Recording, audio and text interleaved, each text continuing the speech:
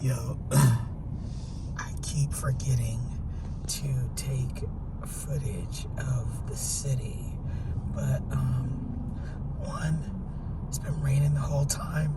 Two, it's changing. I'm still like trying to look around, like what the heck, all over. And then three, that I've been in motion. Every time I want to take footage, I be too busy in motion. So it's like what's weird is first of all, my voice is damaged. I shouldn't even be talking right now because it is just wrecked. But when I came here as a kid, and when I came here, what's funny is it was more of like a wilderness, and the longer I stayed, the more modern the city started to become, more like a city. And there was a time, I'm sure it still is a time, when the locals want to keep the wilderness, you know what I mean? We don't want to over-acidify it, you know? And that's why you go around, you just see like, but now I see like a lot of industrial or city apartment complexes, shopping centers everywhere, malls. I guess you have to have economy. Oriental fast food. Hello.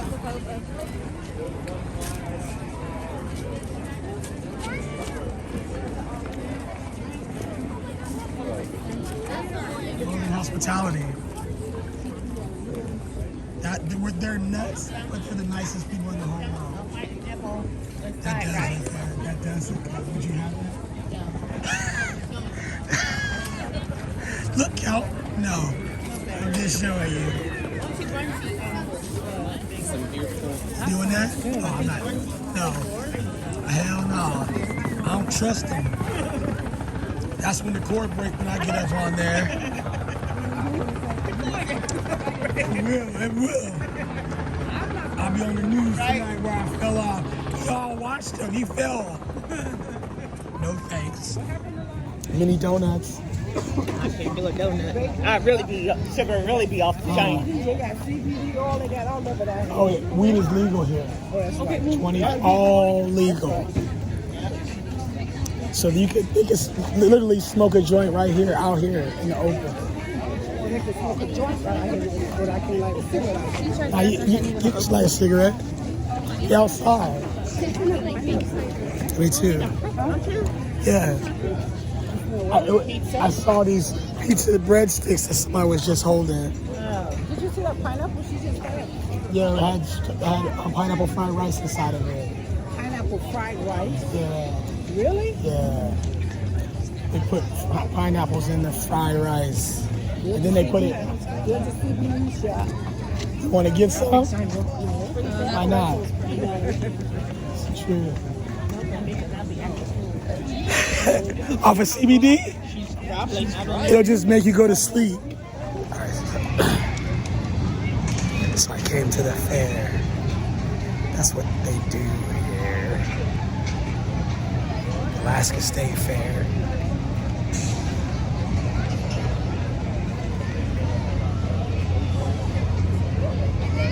Get in there.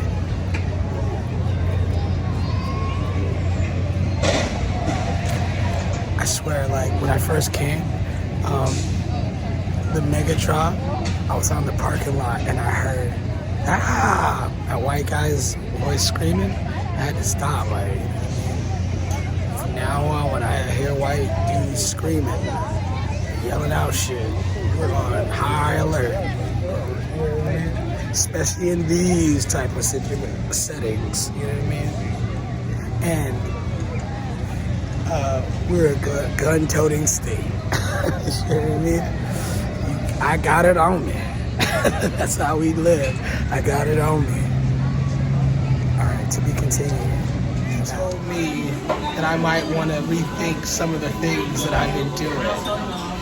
And this is the OG, so I will think about it, and I will see him on the 6th. Eric Curley, the OG. What's wrong with you, Malcolm? You been drinking? I've been drinking. My nephew's like lost his mind. Oh, you want to see that? Fuck them niggas, bro. Trying to race? My nephew is, he thinks he's in the Fast and the Furious. I am. He's Tyrese. He's Tyrese. I'm beyond Vin Diesel. He's Fuck. ludicrous.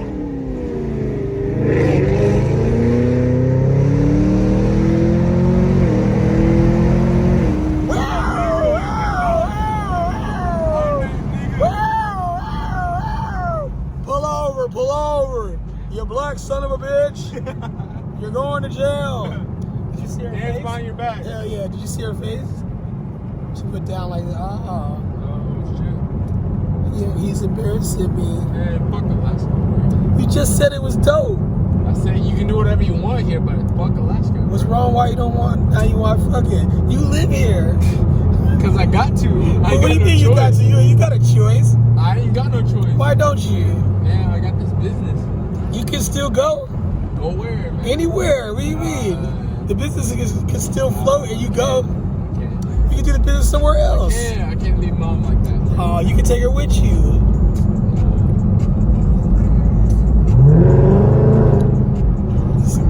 My family is the worst, and I know because I spent the most time with them. You know what I mean? If I ever end up murdered, God forbid, investigate them first. If one of them's wearing my jewelry, they did that shit. I'm paranoid. And when I'm hanging out with them, my cousin was like, "Cuz, you doing it. I'd kill to be you." I'm like, Cousin Charles did that shit. I'm Lonnie, and I grew up in a broken home, and I know, right? Thank you. And what was weird was that my father was an alcoholic. And it was very strange to me because he was so unpredictable when he would get drunk. Sometimes he would say, "By the end of the night, I'm fucking something." I know, right? So now I can't go to Disneyland anymore. Goofy hasn't walked the same since. In Anchorage, where I'm from, Anchorage, Alaska, they have this notorious street called Spenard. And it's the hostro, where the prostitutes would go up and down. And as a kid, it was crazy to me because I would see prostitutes in spaghetti strap heels with tube socks, with oven mittens, walking cold as fuck. Like, "Hey baby, you want a snow job? Is that a candy cane in your pocket?" Yes to both. All right, so good evening, ladies and gentlemen, and everyone in between. I thought I'd talk about. First, I have two things I want to talk about really quick. One was I want to explain why I say that I want all black women to always feel welcome at my shows. I don't want to feel like it was like it is, but I want to explain it. When I was a kid, baby boy, my parents used to they were like fire and ice. They would be very passionate together, and then they would argue and fight and violence the whole night. So they're like that all the time. And there were times when after they argue, like I would be stuck in the house with my mom and my dad would leave, and my mom would be up in her room crying. We're not even up in her room. Sometimes we had we live in a 2-bedroom apartment, so like she would be next to her crying, and it would kind of depress me, you know what I mean? So I would go in there and I would do things to make her laugh, you know what I mean? So and that would cheer her up, and she would forget about all that. And I got good at that, you know what I mean? Like, and even thinking about that, like, it happened so much that I learned that how to make her laugh. I would make her laugh so much that then my sister would come in and they would both sit there and watch me and they would just laugh. And I would do all kind of weird, just being ridiculous, you know what I mean? And that was the point, you know. That was the point. And so basically, they were my first audience, you know, these two black, a woman and a child, you know. And I told you my mom's like 17 years older than me, so she's more like an older sister than a mom, you know what I mean? And and also I feel like I raised her, you know what I mean? So so having said that, is that like first, like all the comedy that I created was created for a black woman and a black girl. And I don't know if you go back and look at my jokes, they're not that they're for them, but they're coming from the voice of that child. You know what I mean? And hearing their black women and black girls' laughter to me makes me feel good. You know what I mean? So like I always encourage, like it's something dear to my heart. You know what I mean? So like when I perform and I hear like a black woman laugh, if you go back to some of my performances in the videos, you'll hear black women that are laughing in the back, and I will stop. You know what I mean? Because it's a connection, dog. You know what I mean? So I wanted to it's not like there's something there, and I want to keep it there, and I always want it to be there forever. You know what I mean? That's what I'm doing. Okay, so that's all I was saying about that. All black women, all women, men, and everyone, please come to my shows. You're always welcome. I want my brand is all inclusive, and anything that I do, it's all inclusive. I'm not, you know what I mean? The revolution is love, and everyone is welcome to it. The sun shines for everyone. It doesn't make a big deal about it. Everyone can have it. So, come down. The black women, you come on down. And I want to talk brief about my I made this clothing line called Lonnie Dangerous Codes. And I just wanted to explain it, that since a kid, and I don't know why, but I've been traveling all over the United States since a little kid. I think I only stopped traveling, and it sounds crazy, but in the 5th grade, I finally got to a place where it was calm, but like every year of my life, I was in a different place. Like, and it's not tourist life because I had to live like a whole year in those places, or 2 years in those places. So like you're getting into, and I'm a child, so I'm seeing this as a child. My friends are children, and this is the life that I'm living. Like,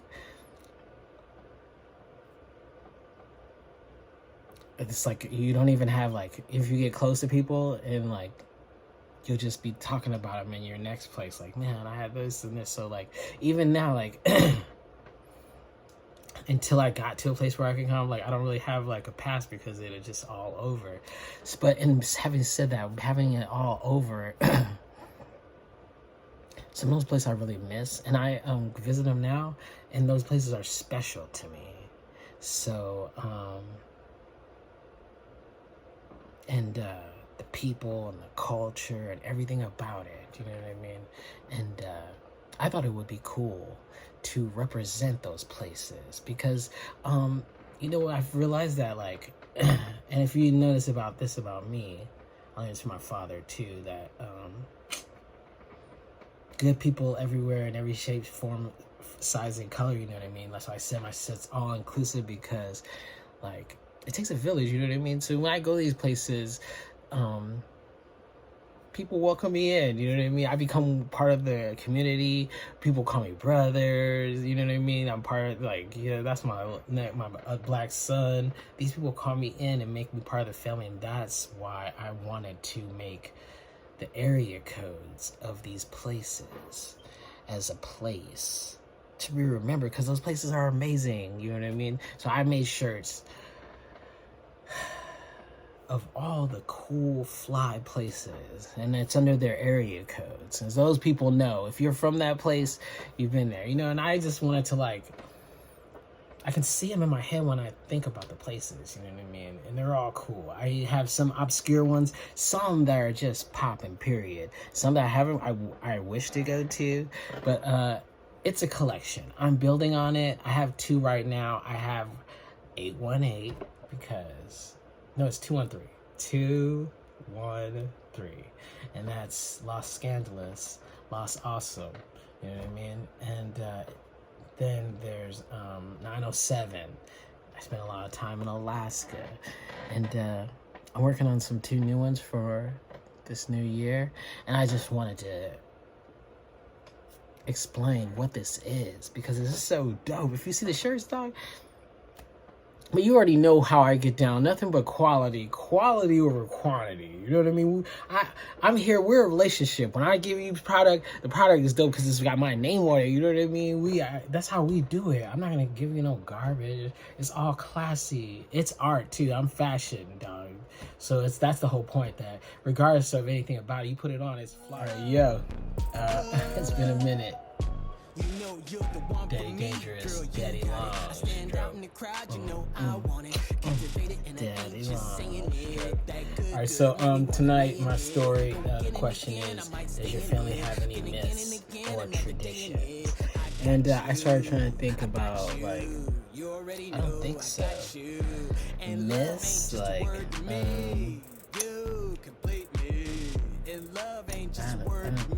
my family is like, my nuclear family is like the 4 of us: my mom, my father, my sister, and me. And we traveled a lot, so it wasn't like a lot of myths, you know what I mean? A lot of times when we go places, it was more like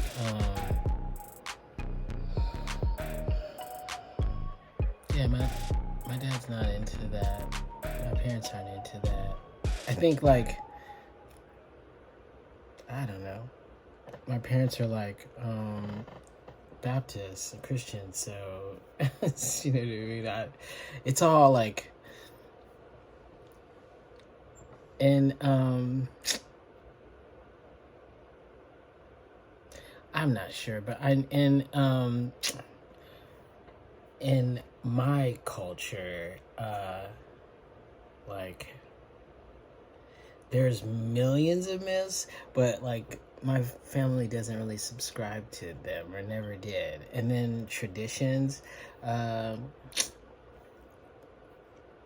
like, my family was, and that's weird to say, my family was always dysfunctional, but there were times when my family would try to be a family, and there were times in holidays, but also when we were like a family, trying to be a family, we would always eat dinner together, all the time, you know what I mean? Like, my mom would come home from work, and then, or my dad, and then they would cook dinner, and then they would call us to come eat dinner. And the tradition is, before we eat, we say our blessings. That's true. And you wash your hands. That's true. That was a tradition, if that's considered a tradition. And holidays like Christmas, like, all right, so when I was little, and it was just me for 4 years, right? So at those Christmases, like, and also in those 4 years, my dad was still trying to court my mom, so I was getting like all kind of crazy. I got so many like crazy gifts, it was just like ridiculous. And what's so funny is that, like I said before, like, I would get them, and you know, they're cool, you know what I mean? I appreciated them. That's one thing. I would play with them for a long time, but like, it wasn't like, you know what I mean? Like, I wasn't all into like, oh, let's get the biggest. I mean, only until like later in life that I realized like I wasn't getting like how everyone else is getting, but like, again, I didn't know about that. And then, so for Christmas, I always get that. But then, like later, my family started to crumble, right? And when my family started to crumble, I don't know if it was like part of who I am, or I don't know, in my mind mentally, I was always trying to put glue on it, putting it all back together again. So I came and I would stay at my parents' house, and on Christmases, I would invite my girlfriend, and me and my girlfriend would buy we would always get big gifts for each other, you know what I mean? So then we just started incorporating my family into it, and they started getting big gifts, and everyone started getting big gifts. So then Christmas again started becoming like a big thing again, and everyone's coming in. There's the tree's full all the way down, and my parents, they acted like they didn't like it, but they loved it, you know what I mean? And that's the whole thing of my family. It's hard to, I guess, times are so hard. It's just it's hard to enjoy yourself. And if you do, it's not for a long time, and you can't be gloating about it. You know what I mean? That's not so they were enjoying themselves. You got drinks. My dad likes to play music and stuff.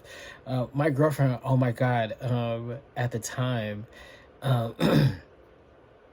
she grew up in a household where her dad wasn't there, you know what I mean? So she really enjoyed coming over and having that time. My dad would play Christmas music. We would all get up early in the morning. We'd all unwrap the gifts, and my parents would let her stay the night.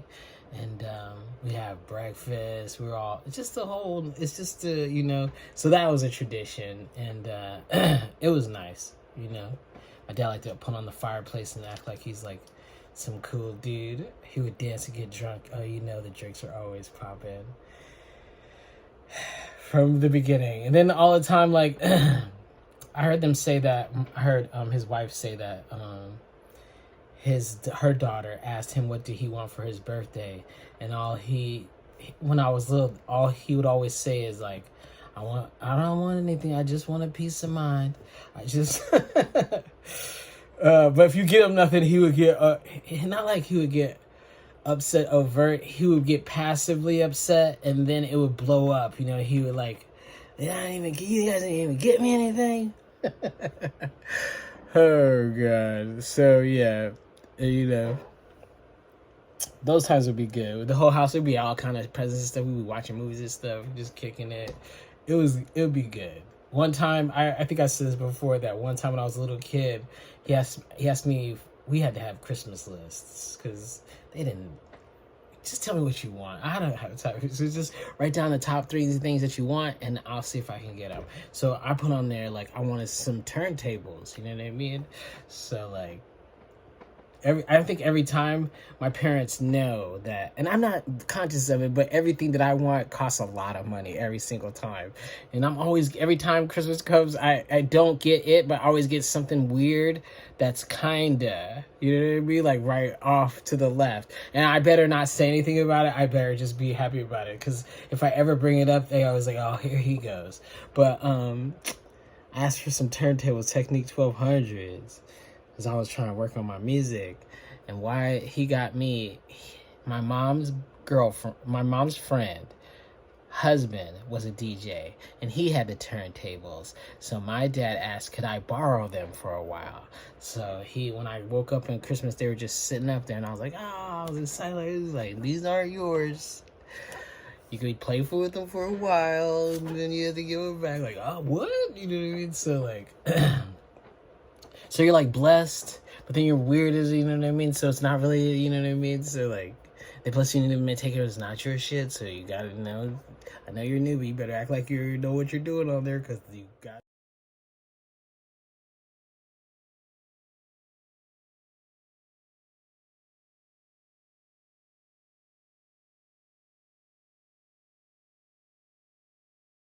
I dated this woman who used to get upset that I watch porn. And when I asked her what the problem was, she said that it's a form of cheating.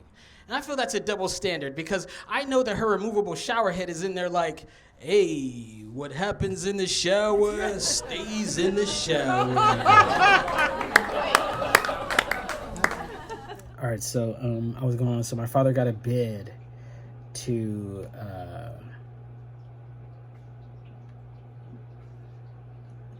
to that threw me off for a second. I hate when they do that. But my father got a bid to, he was doing cleaning and I was janitorial services. He was going around, like, first he started independent, but then they realized that if they get big customers, big companies to be their customer, that's where their money's at. So my dad started going for, and also like being an entrepreneur, he learned that as a little guy, he could go to those, they had places where you had to bid for people's services. So the company could look at like all the janitorial services and you bid for their contract. And I guess because some of the people had been there so long and they had established relationships with people, they were charging high prices. When my father realized that and started cutting the prices, like, I'll do it for less, I'll do it for less. And really he could, because he didn't have a lot of employees. It was just him and my mom. So long story short, they got the contract for the temple. If you know about Salt Lake City, like, the Mormon temple is in the center of the city. It's like Mecca. It's like how Muslims have Mecca. This is how Mormons have, and any Mormon say I'm lying. And it's like, yeah, like I live in, like, when I see that, even when I talk to people that are Mormons outside, like, I hear what you're saying, but like I lived in there, you know what I mean? Like so my parents would be working. Okay, so they got the contract. Well, when they got the contract, the Mormons told my parents that in the book, black people aren't allowed in the temple. So what we will do is you have to come in the middle of the night and clean the place up, and then make sure there's no evidence that you were there all in the daytime. So we would go as a family, me, my mom, my dad, and my sister, and we would go to the temple. So like I told you, it's like in the middle of the city. So in the middle of the night, like, plus at that time, I don't know about now, but at that time, Utah slept, like Salt Lake City slept like early, like 10 o'clock, you know what I mean? Everything's closed down. So then we would just hit it, and the whole city would be like closed, and we would just be, and it's like it's like humongous, you know what I mean? So when my dad, my mom, they got these industrial vacuums and doing all the cleaning and stuff, me and my sister are like exhausted, like. I fell in love, you know? And what's scary about falling in love is, what if it's the wrong one, you know? What if when you marry your mate, they come out with a better one? I married the iPhone 10, and at the time, that was the best. Now I'm having connectivity issues. I got it wet a few times. It's not charging up like it used to. I try to turn it on and off. She won't work. I went to the pastor, I was like, "Excuse me, your holy moliest, is there a trade-in policy?" I dated this woman who used to get upset that I watched porn. And when I asked her what the problem was, she said that it's a form of cheating. And I feel that's a double standard, because I know that her removable shower head is in there like, hey, what happens in the shower stays in the shower. All right, so I was going on. So my father got a bid to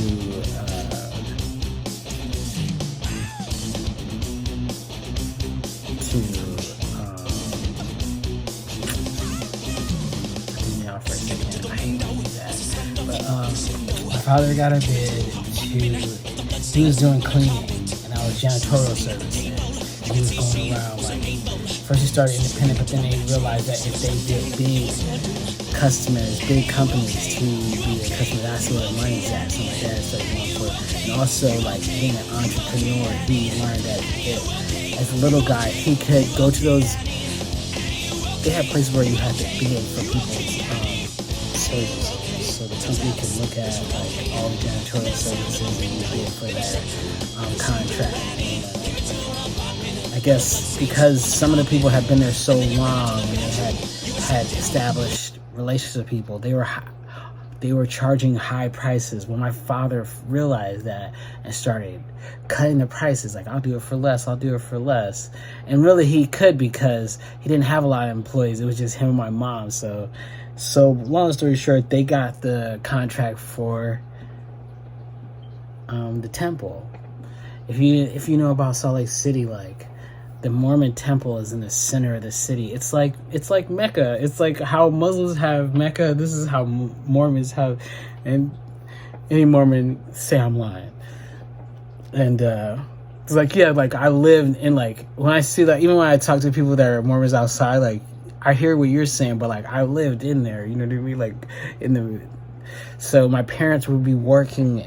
Okay, so they got the contract. Well, when they got the contract, the Mormons told my parents that in the book, black people aren't allowed in the temple. So what we will do is you have to come in the middle of the night and clean the place up, and then make sure there's no evidence that you were there all in the daytime. So we would go as a family, me, my mom, my dad, and my sister, and we would go to the temple. So like I told you, it's like in the middle of the city. So in the middle of the night, like, plus at that time, I don't know about now, but at that time, Utah slept, like Salt Lake City slept like early, like 10 o'clock, you know what I mean? Everything's closed down. So then we would just hit it, and the whole city would be like closed, and we would just be, and it's like it's like humongous, you know what I mean? So when my dad, my mom, they got these industrial vacuums and doing all the cleaning and stuff, me and my sister are like exhausted, like, all right, so we're here like a long time already. It's not even been that long, dude. I was thinking maybe I should, first of all, how about like, charged me $40 for parking, and then I walked down there, it was $9 for public parking. How did they get it? And it was the streets redirected me straight to them. It wasn't like I just like, how do you even get that? How do you do that? How do you do that? How is that possible? It's like a 10, I'm not good at math, so it's a lot of robbery. Right here.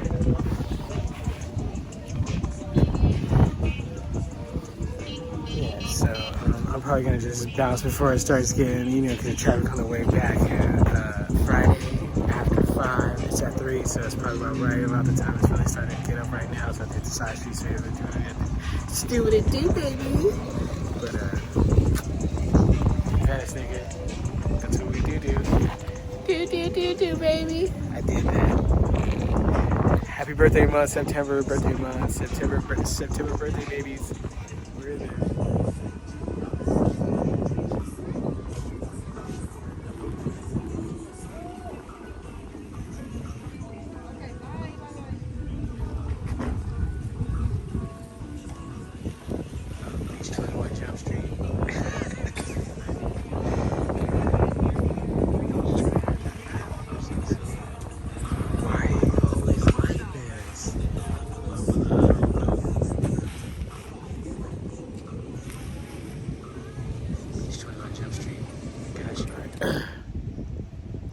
I've been out here. It feels like I've been out for 800 years. You know what's mad? The only problem is like you could be out here, but then it's time to go. I'm like relaxed. It's like therapeutic. They should have like beach therapy where they just take you out and just let you like absorb all of it.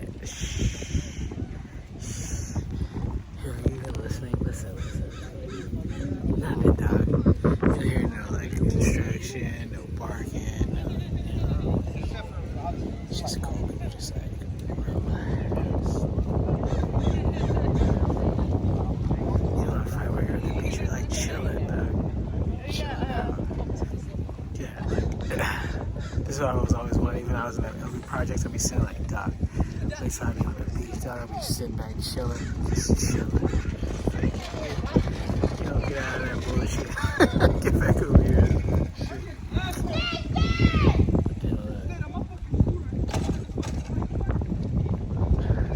It's still good. Even though it's worse, it's better than the best. But how can it be a worse day out here? You know what I mean?